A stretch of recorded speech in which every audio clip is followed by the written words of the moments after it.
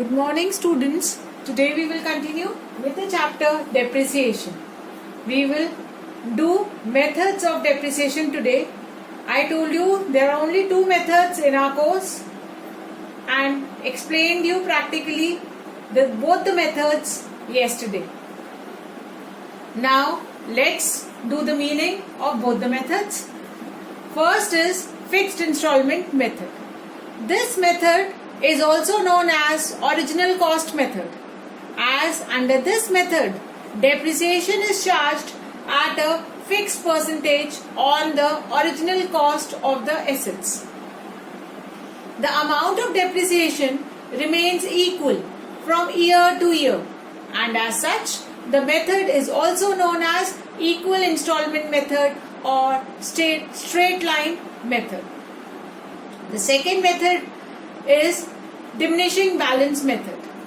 Under this method, as the value of asset goes on diminishing year after year, the amount of depreciation charged every year also goes on declining. As the value of the asset as well as depreciation charged on it goes on reducing year after year, the method is also known as reducing balance method and written down value method. Now we will do the merits and demerits of both the methods.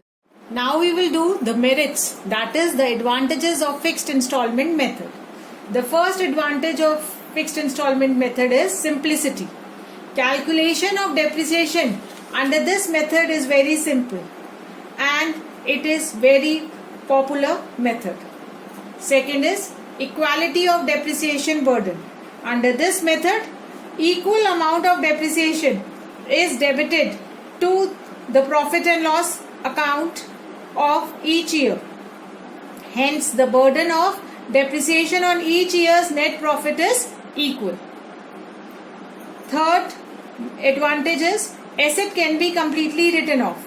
Under this method, the book value of an asset can be reduced to the net scrap value or zero value, which is not possible in diminishing balance method. Now we will do the demerits or the disadvantages of fixed installment method. The first disadvantage is difficulty in computation.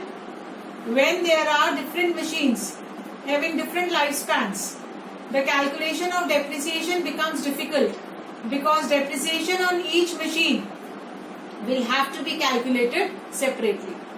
Second disadvantage is undue pressure in later years. The efficiency of machine is more in the earlier years in comparison to later years. As such, more depreciation should be charged in the earlier years in comparison to later years. Whereas in this method, depreciation remains same year after year. Third is unrealistic to write off the value of asset to zero.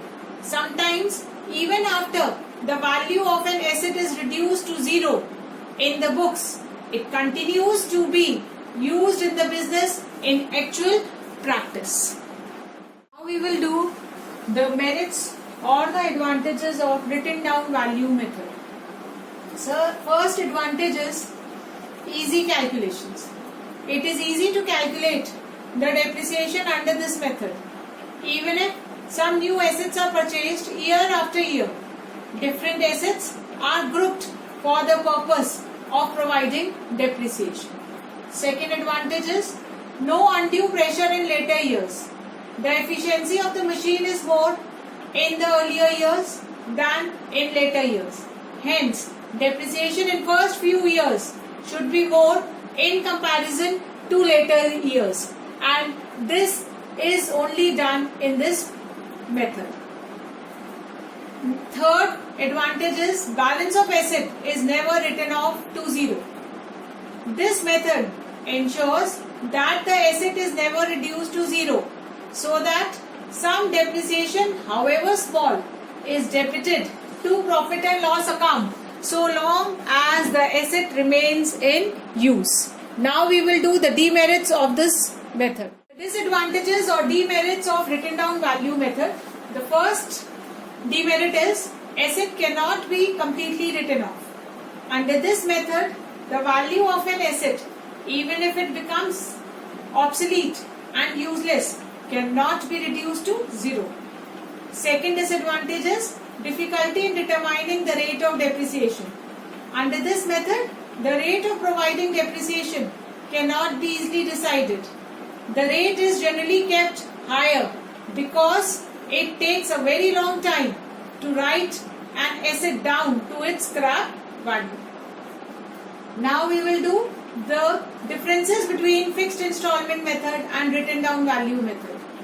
First is equal depreciation is charged every year in fixed installment method, whereas in written down value method, depreciation goes on decreasing year after year.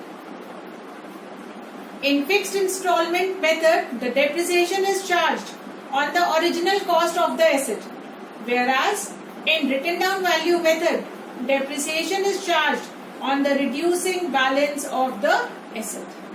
The third difference is the book value of the asset can be reduced to zero in fixed installment method, whereas in written down value method, the book value of the asset can never be reduced to zero. That's all for today.